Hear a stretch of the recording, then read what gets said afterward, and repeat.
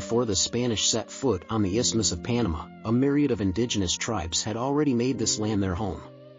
These tribes, each with its unique culture, traditions, and way of life, have played a pivotal role in shaping Panama's identity. Even today, their influence is palpable in the country's customs, festivals, and daily life. The Guna, primarily residing in the San Blas archipelago, are known for their vibrant molas, intricate hand-sewn panels that depict stories, myths, and everyday life. These molas, often sewn into blouses or used as decorative pieces, are a testament to the Guna's rich artistic heritage.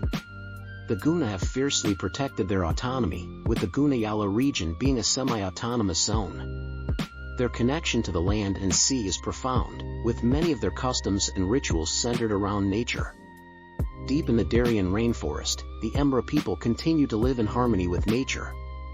Traditionally semi-nomadic, they navigate the dense forests and rivers with an ease that comes from centuries of coexistence. Their homes, elevated on stilts, are a reflection of their environment, protecting them from floods and wildlife. The Emberá are also skilled artisans, known for their intricate wood carvings and woven baskets, which often depict animals and symbols from their rich pantheon of myths. The Ngäbe-Buglé, the largest indigenous group in Panama, reside in the western highlands. Their brightly colored dresses, known as naguas, are a common sight in the region. Agriculture plays a central role in their lives, with many involved in coffee cultivation. The Ngäbe-Buglé have a deep spiritual connection to the land, with rituals and ceremonies marking the agricultural calendar. Their Balseria festival, a ceremonial battle using balsa wood sticks, is a significant event, symbolizing the triumph of good over evil. Apart from these major tribes, Panama is home to several other indigenous groups, including the Wonan, Bribri, and Naso. Each of these tribes brings its unique flavor to Panama's cultural tapestry. The Wonan, like the Emberá, are known for their basketry, while the Bribri's knowledge of medicinal plants is unparalleled. The Naso, residing near the Costa Rican border, are one of the last remaining tribes in the world to have a monarchy. While these tribes have preserved their traditions against the odds, they face numerous challenges in the modern era. Land rights, deforestation, and the encroachment of modernity threaten their way of life. However, their resilience is evident in their efforts to protect their territories, pass down their languages and customs to younger generations, and engage with the broader Panamanian society while retaining their unique identities. The indigenous tribes of Panama are a living testament to the country's rich history and cultural diversity. Their stories, art, and way of life offer a glimpse into a world where nature and tradition intertwine. As Panama strides into the future, it does so with the echoes of its indigenous past resonating in its heartbeat. The Spanish Conquest and Colonial era in Panama. The story of Panama, like much of the Americas, is indelibly marked by the era of Spanish exploration and colonization. The Isthmus became a focal point for Spanish ambitions, serving both as a gateway to South America's riches and a strategic transit point for treasures bound for Spain. This period, spanning several centuries, left an indelible mark on Panama's cultural, architectural, and societal landscape. The arrival of the conquistadors in the early 16th century, Spanish explorers, driven by tales of gold and the allure of undiscovered lands, set their sights on Panama. Rodrigo de Bastidas was among the first to explore the region in 1501, but it was Christopher Columbus, during his fourth voyage in 1502, who established a short-lived settlement near present-day Portobello. However, it was Vasco Núñez de Balboa's expedition in 1513 that would change the course of Panama's history. Balboa's journey across the isthmus led him to the discovery of the Pacific Ocean, a monumental find that solidified Spain's interest in the region. Founding of Panama Viejo in 1519, Pedro Arias de Vila founded Panama Viejo, the oldest European settlement on the Pacific coast of the Americas.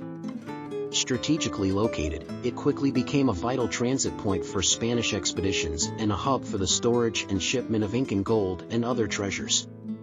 However, this wealth also made it a target. Pirate attacks, most notably by Henry Morgan in 1671, led to the city's destruction. Rise of Casco Viejo. Following the devastation of Panama Viejo, a new city, Casco Viejo, or Casco Antiguo, was established in 1673, roughly 8 kilometers southwest of the original city. With its fortified walls, Casco Viejo was better equipped to fend off pirate attacks. The city blossomed into a colonial gem, with cobbled streets, plazas, and grand churches like the Metropolitan Cathedral and La Iglesia de la Merced. Its architecture, a blend of Spanish colonial, neoclassical, and Art Nouveau styles, stands as a testament to the era's aesthetic sensibilities. The Camino Real and Las Cruces Trail, Panama's geographical position, made it a crucial link between the Atlantic and Pacific. 2 primary routes facilitated this transit, the Camino Real and the Las Cruces Trail. These paths, often treacherous and mired in thick jungle, were used to transport goods, especially gold and silver, across the isthmus. Mules and indigenous porters would carry treasures from the mines of Peru to the Caribbean coast, from where they'd be shipped to Spain. Cultural and societal impact: the Spanish brought with them not just a thirst for gold but also their culture, religion, and societal norms. Catholicism became the dominant religion, with grand cathedrals and churches dotting the landscape. The Spanish language, customs, and traditions melded with indigenous practices, leading to a unique Panamanian identity. However, this era was also marked by the subjugation and decline of indigenous populations due to diseases, forced labor, and cultural suppression. The quest for independence: as the centuries wore on, the shine of the Spanish Empire began to dim. Discontent with Spanish rule grew, fueled by economic hardships and the influence of independence movements elsewhere in Latin America. Panama, initially a part of the Viceroyalty of Peru and later New Granada, began to yearn for autonomy.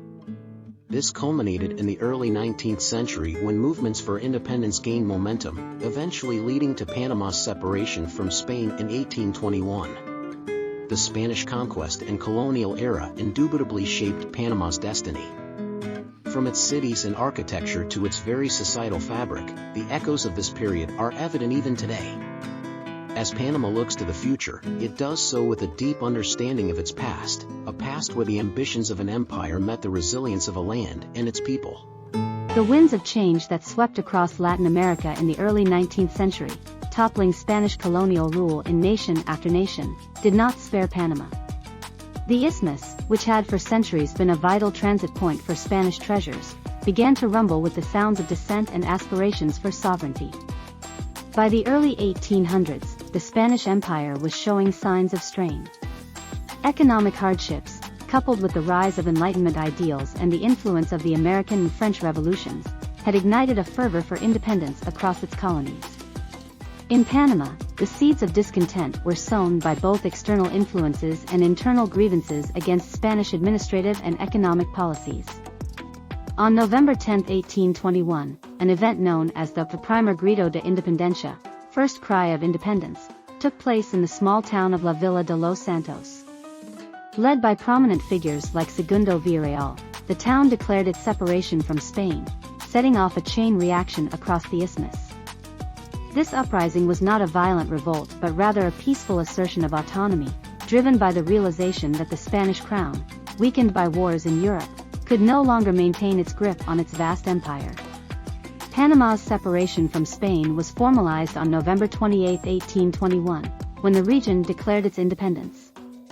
However, instead of becoming a fully sovereign nation, Panama chose to join Simón Bolívar's vision of a united Latin America by becoming part of Gran Colombia, a federation that included present-day Colombia, Venezuela, Ecuador, and parts of northern Peru and northwest Brazil. This decision was influenced by both geopolitical considerations and the desire to be part of a larger, protective entity in a region rife with political upheavals. While Panama's union with Gran Colombia was initially met with optimism, it soon became clear that the federation was fraught with challenges. Political and economic disagreements, coupled with the vastness of the territory, made governance difficult. Panama, despite its strategic significance, often felt sidelined in the larger political machinations of the Federation. By the end of the 1830s, Gran Colombia had dissolved, with its constituent regions going their separate ways. Panama remained with Colombia, beginning a union that would last until the early 20th century. However, this relationship was marked by tensions, with Panama making several attempts to secede over the decades. Panama's true moment of complete sovereignty came in the early 20th century, influenced by its aspirations and the interests of global powers in constructing the Panama Canal. In 1903, with support from the United States, Panama successfully declared its independence from Colombia. This marked the birth of modern Panama, setting it on a path to nationhood and the challenges and triumphs that lay ahead. Panama's quest for independence was a journey marked by peaceful assertions, strategic alliances, and the ever-present dream of self-determination. Today, as the nation stands at the crossroads of the Americas, it does so as a testament to its enduring spirit and the sacrifices of its forebears. Modern Panama is a vibrant tapestry of cultures, where indigenous traditions meld seamlessly with Spanish colonial influences and global modernity. Panama City's skyline, dotted with skyscrapers, stands in stark contrast to the historic charm of Casco Viejo. Festivals like Carnival and the Festival de la Majorana showcase the country's rich cultural heritage, blending indigenous dances with Spanish folklore. The influence of Afro-Caribbean, American, and Asian immigrants adds further layers to this cultural mosaic, making Panama a true crossroads of the world. Panama's geographical position, bridging the Americas, has long inspired the dream of a canal connecting the Atlantic and Pacific Oceans. This vision, dating back to the 16th century with the Spanish explorers, promised to revolutionize global trade by providing a shorter maritime route between the two oceans.